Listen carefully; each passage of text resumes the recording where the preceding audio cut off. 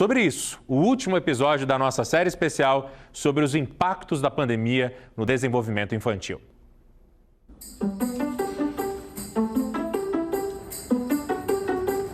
Depois de mais de um ano nessa rotina, o Matheus tira de letra as aulas online. Depois do 35, qual que vem? O 36? E na casa dele já tem até o cantinho dos estudos. Tem computador, tem as coisas aqui, pasta, livro, lições. E ele é o meu cantinho de estudo. Mas é claro que ele sente saudades dos amiguinhos. De meus amigos eu sinto muita. O que você gostava de brincar na escola? Correr. Mas enquanto não volta para a escola, nas atividades online, ele descobriu outra coisa que tem gostado bastante. Como é o nome da proposta do mesmo? Contas, né? Matemática. Contas de matemática. E você gosta de fazer conta de matemática? Sim. 5 mais 5 dá 10. E 4 mais 4? Conferindo. 8. Aê, muito bem! Você sabe contar até quanto? 103. 103. E tudo isso ele aprendeu durante a pandemia mesmo, no ensino remoto. Que número vem antes de 6? 5. Que número vem antes de 2? 1. Que número vem antes de 8? 7. O começo da pandemia foi junto com esse tema, junto com a matemática. Então, o que ele aprendeu foi nas lives mesmo. Ele não teve um antes aí da matemática. O reconhecimento dos números foi tudo online. E aí, para manter essa empolgação, para não se perder aquele ensinamento só na live, quando a gente saía de carro, dava uma volta aqui pelo bairro a pé, aí a gente perguntava para ele alguma coisa, por exemplo, qual que é? Que número é aquele daquela casa? Qual o número de telefone ali da padaria? Qual o número de telefone que tem no mercado? E aí ele ia falando os números. Eu tentava inserir o que vinha aprendendo nas lives como cotidiano, para não ficar uma coisa assim, tô aprendendo só aquele momento. É por aí mesmo, Soraya. E para que faça sentido para as crianças e não se torne lá na frente uma vilã na vida escolar, é preciso que as crianças entendam que a matemática está presente na nossa vida a todo momento. A Kathleen trabalha na rede municipal de ensino. A noção matemática, ela começa com o reconhecimento dos números, que é a partir dessa noção de números que se cria, então, a parte elaborada da matemática. 4, 5, 6, 7, 8, 9 e 10. A brincadeira pode ser encontrar números no controle remoto, por exemplo. Encontrar números no relógio. E depois que elas aprendem o nome de cada número, é preciso que aprendam também a relacionar cada um deles à quantidade que representam. A Simone tem uma dica bem legal para ajudar nesse processo.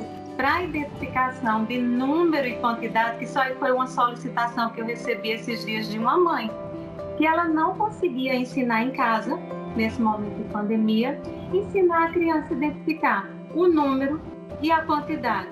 Aí vê só que atividade tão simples que eu propus e a criança, a filhinha dela, já aprendeu de primeira, né? Eu disse a ela que pegasse uma folha, né, e aqui uma folha de papel ofício, eu peguei, coloquei os números, aí você pode colocar de 1 a 10, e com as próprias tampinhas de garrafa PET, você vai mostrar à criança e pede para que ela coloque aqui em cima a quantidade correspondente ao número. Agora, a criança gosta bastante de colar, né? De pegar na cola, de apertar, e esse vai ser o movimento de pinça também. Então, por que não propor à criança que cole grãos de feijão, e aqui vai ser 1, 2 grãos. Fica, monta aí o cubo. A matemática na educação infantil auxilia no desenvolvimento do raciocínio lógico e na capacidade de criação. E vai muito além dos números. Atividades relacionadas a padrões, formas geométricas, quadrado, círculo e relações de tempo também são maneiras de se trabalhar a matemática com os pequenos. Se a mãe chamar o filho para participar, por exemplo, quando está fazendo uma receita de bolo, isso também ajuda ele a desenvolver a noção de grandezas, de quantidades. Muito, inclusive foi uma ação que nós propomos às famílias recentemente, né, na nossa turma, por exemplo, de preparar uma receita com a família, porque dentro dessa receita não é só uma receita de bolo, né? A gente tem a interação com o adulto, a gente tem a troca de afeto, a gente tem a noção matemática, né? A gente tem as experimentações de sabores, de sensações, de descoberta, enfim, são inúmeras, né, propostas que a gente pode ter ali em apenas uma receita. Existem atividades que estimulam a lógica para todas as idades.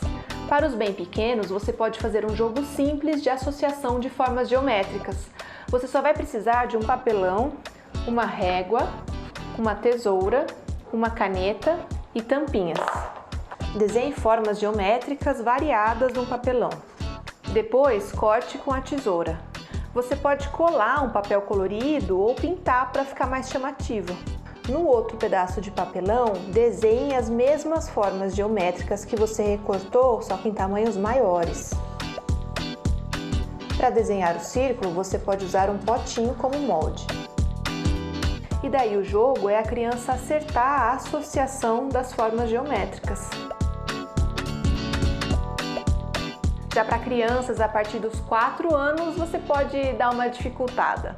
Use os blocos de montar que você tiver em casa. Em papéis coloridos, desenhe formas diferentes usando esses blocos. Depois, desafie a criança a montar essas figuras novamente usando os mesmos blocos. Queira ou não queira, a pandemia trouxe situações que a gente teve que ressignificar. Dificilmente vai ser como era antes. Então, a educação também teve que mudar aí alguns jeitos de fazer algumas atividades. Então hoje você vai ser meu ajudante, tá bom? Sou eu, ajudante OJ! Mas não foi só na educação, não. Todos nós tivemos que mudar.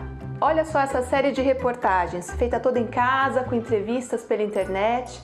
Antes, isso era impensável. Agora já faz parte da nossa rotina. A pandemia exigiu isso da gente, a adaptação. E não adianta dizer se é melhor ou pior, é preciso mudar para seguir em frente.